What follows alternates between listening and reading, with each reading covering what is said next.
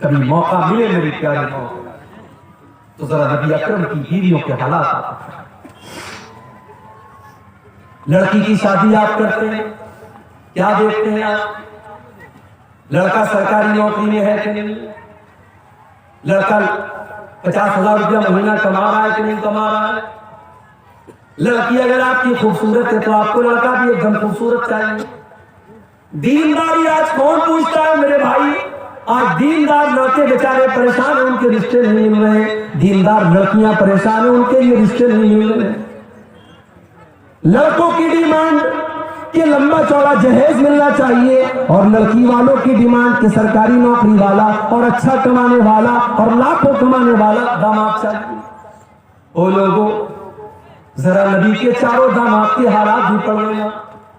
نبی کو بھی اللہ نے 4 بیٹیاں دی تھی، اور اللہ کے نبی نے 4 بیٹیوں کی شادی کی تھی، اور اللہ کی قسم نبی کی 4 بیٹیوں کے نکاح میں کوئی بارات نہیں آئی، کوئی جہیز نہیں لیا گیا، کوئی ڈیمانڈ نہیں کی گئی، کوئی بینڈ باجا نہیں بجایا گیا، کوئی گیت نہیں گایا گیا، کوئی حرام کام نہیں کیا گیا۔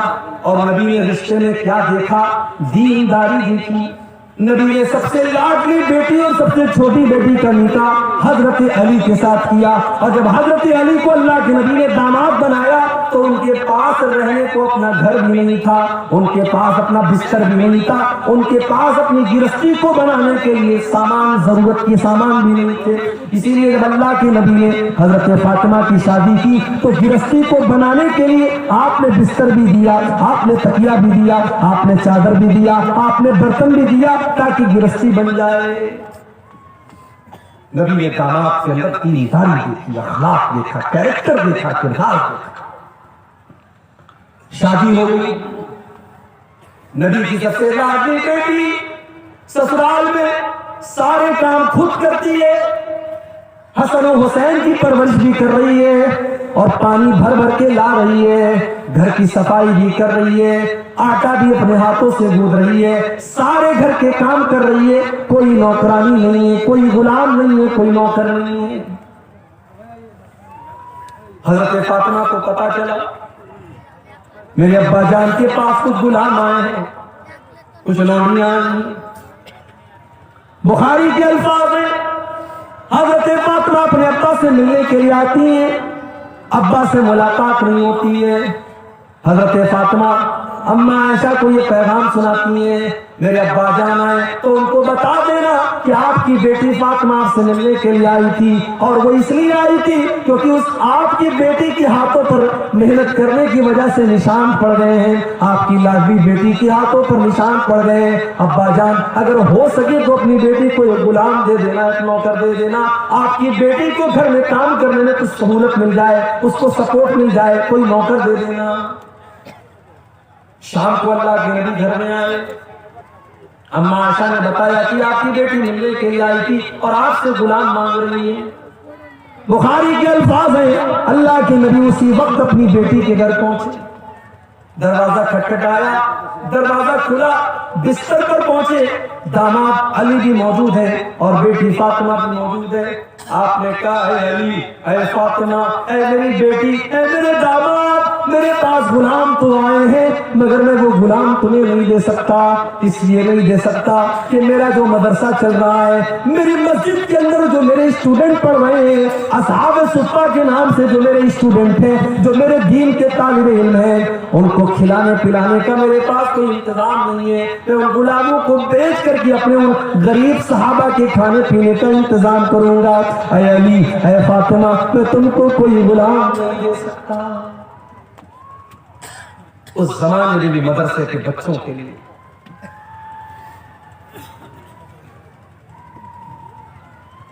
اس زمانے میں بھی مدرسے کے بچوں کے لیے نبی نے چندہ کیا، اور آج بھی چندہ کرنا پڑتا۔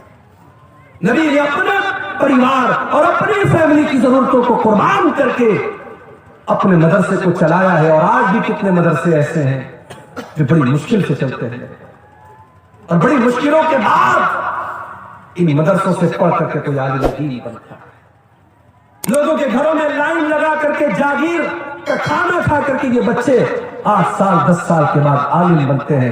ان کی قدر کیا کرو میرے بھائی، ان کی عزت کیا کرو، یہ بڑی قربانیوں کے بعد آنے میں یہ 1400 سال کا اتہاس رہا ہے کہ دین کے ادارے اور دین کے مدرسے آسانی سے نہیں چلتے ہیں۔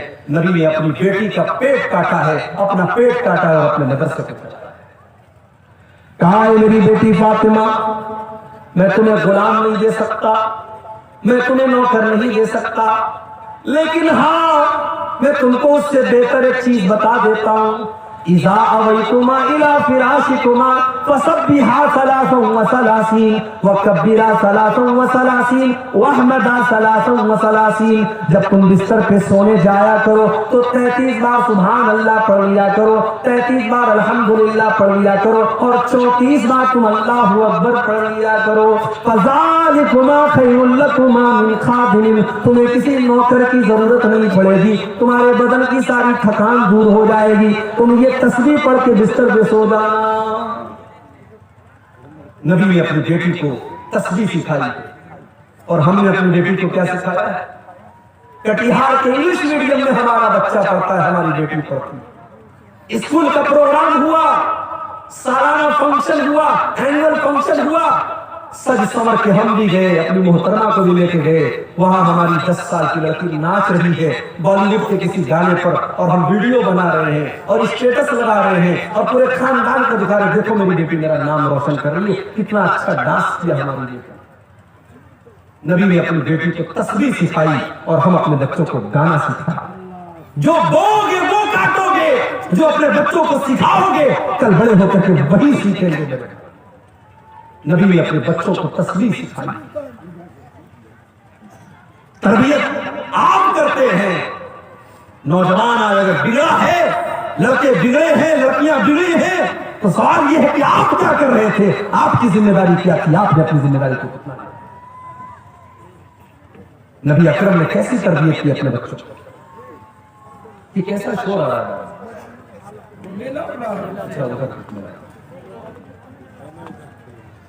صحیح مسلم کے الفاظ ہیں، اللہ کے نبی اپنی بیٹی فاطمہ سے ملنے کے لیے جاتے ہیں، بڑے غور سے سننا میری ماں بہنوں، رات کا ٹائم ہے، شام کا ٹائم ہے، اللہ کے نبی اپنی بیٹی فاطمہ کے گھر پہنچے، دروازے پر پہنچے، کوئی چیز آپ کو نظر آئی، آپ کے چہرے پر ناگواری کا اثر ظاہر ہوا، کچھ ایسا تھا جو آپ کو برا لگا اور آپ واپس چلے آئے۔ بیٹی کو پتا چلا میرے ابا آئے تھے اور آ کر کے واپس چلے گئے۔ بیٹا ہوتا تو دھیان نہ دیتا، لیکن بیٹیاں بہت دھیان دیتی ہیں، بیٹیاں بہت دھیان دیتی ہیں۔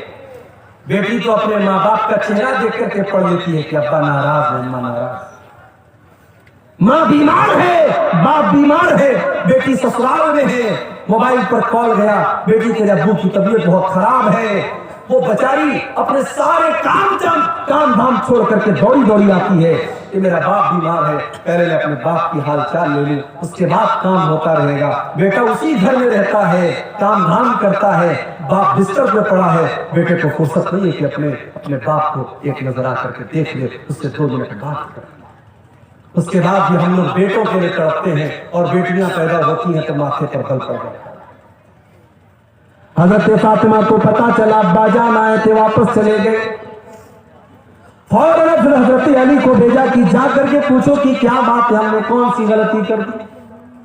حضرت علی آتے ہیں، اے اللہ کے نبی کیا بات ہے، آپ ہمارے گھر پر آئے اور دروازے سے واپس چلے گئے، اے اللہ کے نبی اگر کوئی خطا ہو گئی، کوئی غلطی ہو گئی تو بتا دیجیے۔ نبی اکرم نے کیا فرمایا، اے علی جب میں اپنی بیٹی کے گھر پہنچا میں نے دیکھا کہ میری بیٹی کے دروازے پر جو پردہ لٹک رہا ہے وہ بڑا ڈیزائن دار ہے، فرأیت علی بابہا سترا وشیا، میں نے دیکھا کہ میری بیٹی کے دروازے پر جو پردہ لٹک رہا ہے اس پر بڑے ڈیزائن بنے ہوئے ہیں، بہت بڑی تصویریں بنی ہوئی ہیں۔ اے علی مالی وللدنیا، جب میرا دنیا سے کوئی لینا دینا نہیں ہے، جب میں نے ساری زندگی دنیا سے اپنے آپ کو دور رکھا، میں نے دنیا کی رنگینیوں سے اپنے آپ کو دور رکھا، تو اے علی میری بیٹی فاطمہ کے گھر کے اوپر یہ ڈیزائن دار پردہ کہاں سے آ گیا؟ جاؤ میری بیٹی سے کہہ دو وہ پردہ ہٹا کر کے مدینہ کے غریبوں میں تقسیم کر دے۔ یہ ہوتی ہے، یہ نبی کی زندگی کی، یہ نبی کی صحابہ کی زندگی کی، یہ نبی کی اہل بیت کی زندگی۔ اللہ نے فرمایا الہاکم التکاثر، یہ مال و دولت کی چکا چوند نے تم کو اللہ سے دور کر دیا ہے۔ یہ مال کرتے ہو، یہ مال کتنے دن تمہارے کام آئے گا؟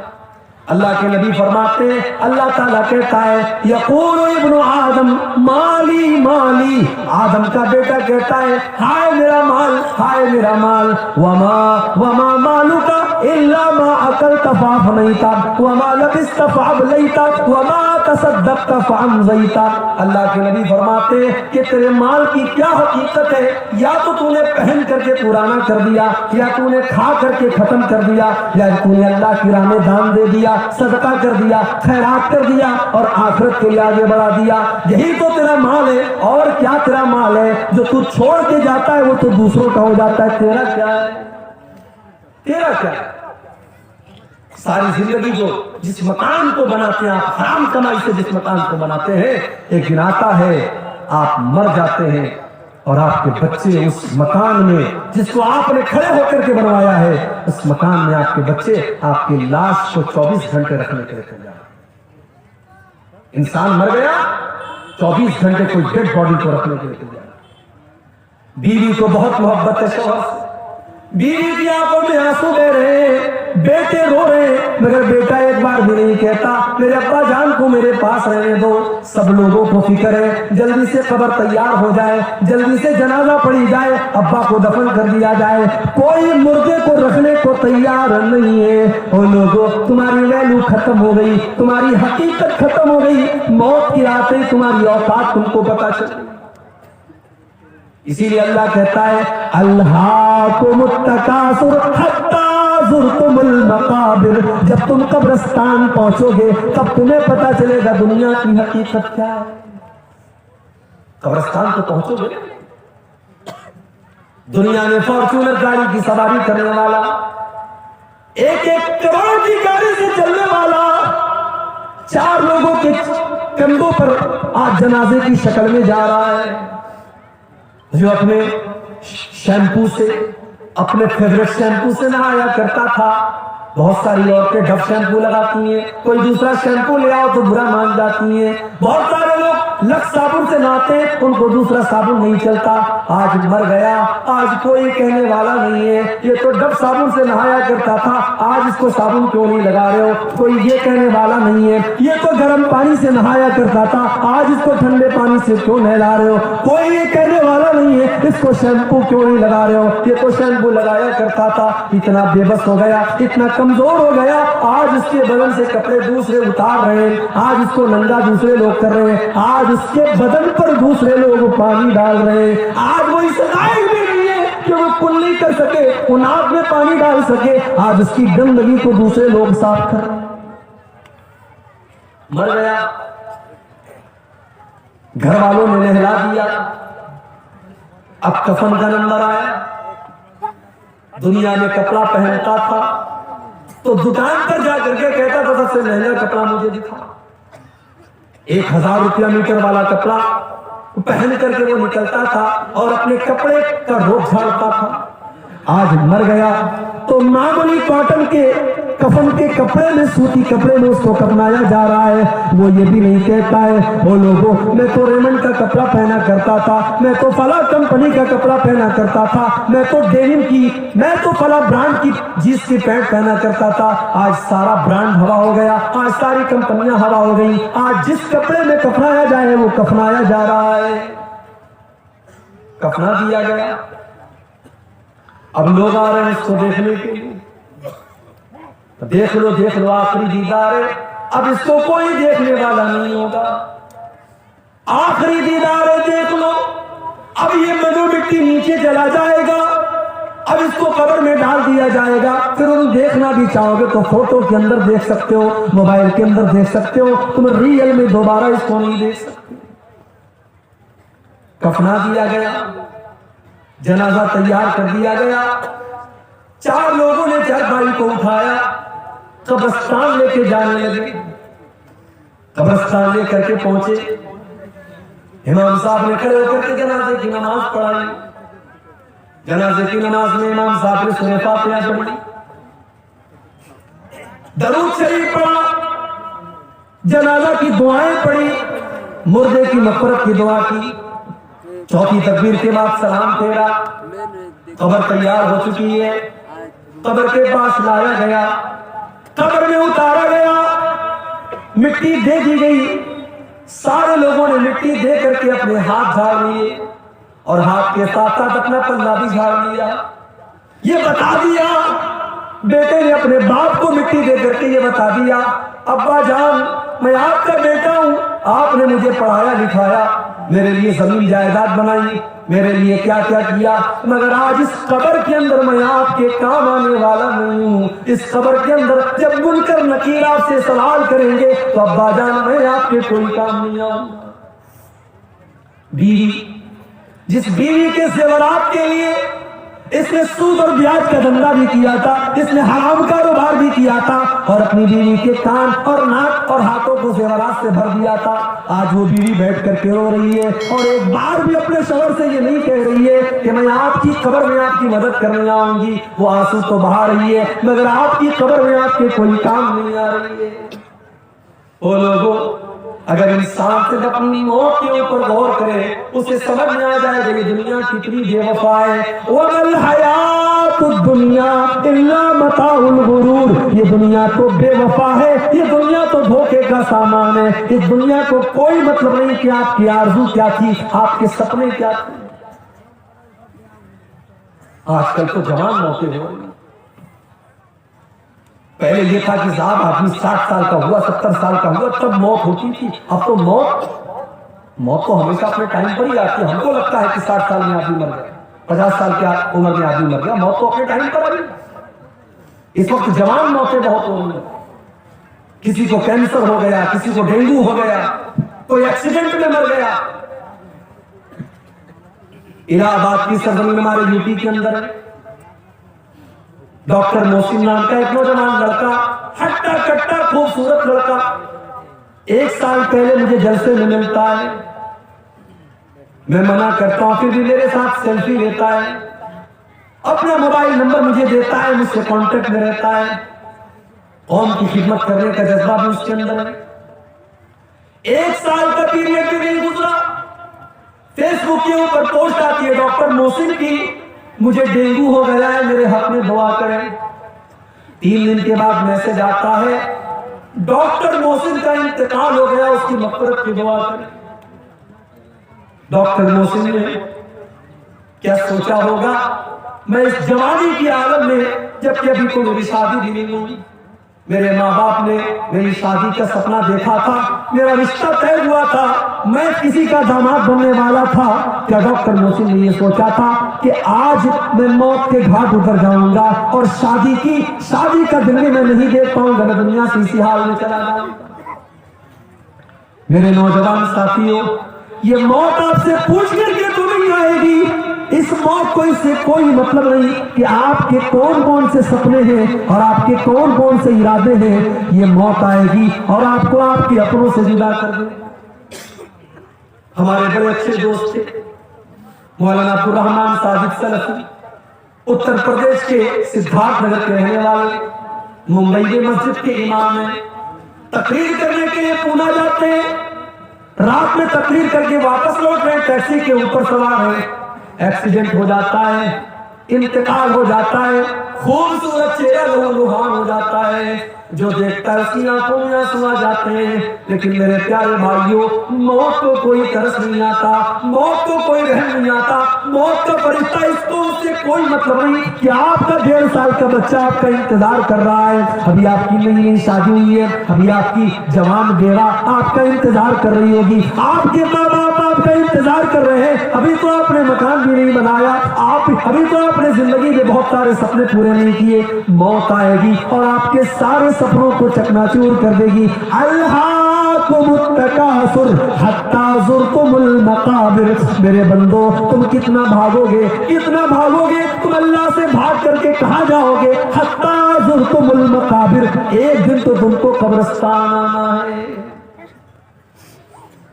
ہم تو اتنے بے رحم ہو گئے، ہم تو قبرستان میں بھی بیٹھ کر کے موبائل پر گرل فرینڈ سے باتیں کر رہے ہیں، ہم تو اتنے بے رحم ہو گئے کہ قبرستان پر بیٹھ کر کے غیبت اور چغلی ہو رہی ہے، اور قبرستان پہ بیٹھ کر کے جوا کھیلا جا رہا ہے، اور قبرستان میں بیٹھ کر کے شراب پی جا رہی ہے۔ ہمیں تو قبرستان میں بھی موت یاد نہیں آتی۔ او لوگوں، میرے نبی کو تو قبر کو دیکھ کر کے موت یاد آ جاتی تھی۔ ابن ماجہ کی روایت ہے، ایک انصاری صحابی کا جنازہ ہے، جنازے کو قبر میں اتارا جا رہا ہے، اللہ کے پیارے نبی اپنے صحابہ کے ساتھ قبر کے پاس بیٹھے ہوئے ہیں، اور آپ کی آنکھوں سے آنسو بہنے لگتے ہیں، اور اتنا روتے حتی بل الثری، وہاں کی زمین آپ کی آنسوؤں سے بھیگ جاتی ہے۔ اس کے بعد آپ قبر کی طرف اشارہ کر کے کہتے ہیں لمثل ھذا فاعدوا یا اخوانی، اے میرے صحابہ اس قبر کی تیاری کرو، یہاں تم کو آنا ہے۔ او لوگوں، ہم تو اتنے کٹھور دل ہو گئے، ہم کو تو قبر دیکھ کر کے بھی موت یاد نہیں آتی۔ حتی زرتم المقابر، قبرستان کو تم کو جانا ہے۔ انسان بہت ترقی کر گیا، بڑے بڑے ہاسپٹل کھل گئے، کٹیہار میں، کشن گنج میں، دلی میں، ممبئی میں، مگر آج بھی ڈاکٹر کے پاس موت کا کوئی علاج نہیں ہے۔ ایک ٹائم ایسا آتا ہے ڈاکٹر کہتا ہے صاحب مریض کو لے جاؤ، اب اس کو دوا کی، اس کو دوا کی ضرورت ہے۔ ایک ایسا ٹائم آتا ہے ڈاکٹر بھی اپنے، پولیس والا بھی اپنے سر کی ٹوپی اتار دیتا ہے، اور ڈاکٹر بھی اپنے سر کا رومال کھول دیتا ہے اور کہتا ہے اب ان کے پاس میرے پاس ان کا کوئی علاج نہیں کہ موت کا ٹائم آ چکا ہے۔ اسی لیے اللہ قرآن میں سورہ واقعہ کے اندر فرماتا ہے کلا اذا بلغت الحلقوم وانتم حینئذ تنظرون، میرے بندو جب موت کا ٹائم آتا ہے، جب روح کے نکلنے کا ٹائم آتا ہے، فلولا اذا بلغت الحلقوم وانتم حینئذ تنظرون، تو اپنی آنکھوں سے دیکھ رہے ہو کہ ایک انسان دنیا سے جا رہا ہے، اس کی موت کا ٹائم قریب ہے۔ وَنَحْنُ أَقْرَبُ إِلَيْهِ مِنْكُمْ وَلَٰكِنْ لَا تُبْصِرُونَ، بیوی یہ سمجھتی ہے کہ شوہر کے سب سے قریب میں بیٹھی ہوں، بیٹا یہ سمجھتا ہے کہ باپ کے سب سے قریب میں بیٹھا ہوں۔ اللہ کہتا ہے کہ تم سے زیادہ قریب تو ہم ہیں، اس مرنے والے سے تم سے زیادہ قریب تو ہم ہیں، لیکن تم کو نظر نہیں آتا،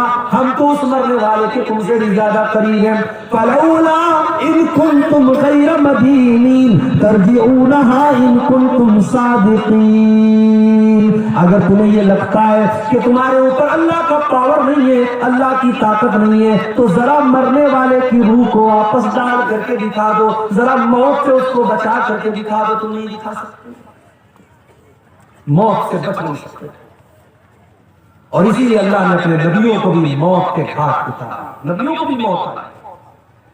سلیمان علیہ السلام اتنے بڑے نبی ہیں، جنات ان کے کنٹرول میں، اور جنات ان کے حکم سے بیت المقدس کی تعمیر کر رہے ہیں۔ حضرت سلیمان ان کو ڈائریکشن دے رہے ہیں، اور جنات بیت المقدس کی تعمیر کر رہے ہیں۔ سلیمان علیہ السلام لاٹھی کے سہارے کھڑے ہیں اور ان کو ڈائریکشن دے رہے ہیں، اور اسی حال میں سلیمان علیہ السلام کو موت آ گئی، لاٹھی پر ٹیک لگا کر کے کھڑے تھے، موت آ گئی، انتقال ہو گیا سلیمان علیہ السلام، آنکھیں کھلی ہے۔ جنات یہ سمجھ رہے کہ سلیمان علیہ السلام دیکھ رہے ہیں، وہ فٹافٹ اپنا کام کر رہے ہیں۔ قرآن کریم میں اللہ نے فرمایا فَلَمَّا قَضَيْنَا عَلَيْهِ الْمَوْتَ مَا دَلَّهُمْ عَلَى مَوْتِهِ إِلَّا دَابَّةُ الْأَرْضِ تَأْكُلُ مِنْ سَأَتَهُ، جب سلیمان کی موت کا فیصلہ ہم نے کر دیا تو جنات کو ان کی موت کے بارے میں پتہ بھی نہیں چلا، وہ تو ان کی لاٹھی کو جب گھن کے کیڑے نے کھا لیا اور لاٹھی کٹ کر کے گر گئی، اور سلیمان علیہ السلام کی ڈیڈ باڈی زمین پر آ گئی، تب جنات کو پتا چلا کہ ان کو غیب کے بارے میں پتا نہیں، ان کو پتا نہیں کہ سلیمان کو موت کب آئی۔ سلیمان علیہ السلام کو بھی موت آئی، اور نبیوں کے سردار، ہمارے اور آپ کے پیارے نبی اور آخری نبی جناب محمد رسول اللہ صلی اللہ علیہ وسلم کو بھی موت آئی۔ ربیع الاول کی 12 تاریخ تھی، سوموار کا دن تھا۔ اللہ کے نبی کئی دن سے بیمار چل رہے تھے۔ فجر کی نماز کا ٹائم ہے، اللہ کے نبی کو تھوڑی طبیعت بہتر محسوس ہوئی۔ آپ نے اپنے کمرے کا دروازے، اپنے کمرے کا پردہ ہٹایا، سامنے فجر کی نماز ہو رہی ہے، ابو بکر صدیق نماز پڑھا رہے ہیں اور پیچھے صحابہ نماز پڑھ رہے ہیں۔ نبی اکرم نے اپنے صحابہ کو نماز پڑھتے ہوئے دیکھا، آپ کے چہرے پر مسکراہٹ پھیل گئی۔ آپ کو لگا میرا مشن کامیاب ہے، میری محنت کامیاب ہے، میرے صحابہ میرے بعد بھی نماز کو قائم رکھیں گے۔ میرے پیارے ساتھی، جا کر کے ذرا اپنی مسجدوں کا جائزہ لو۔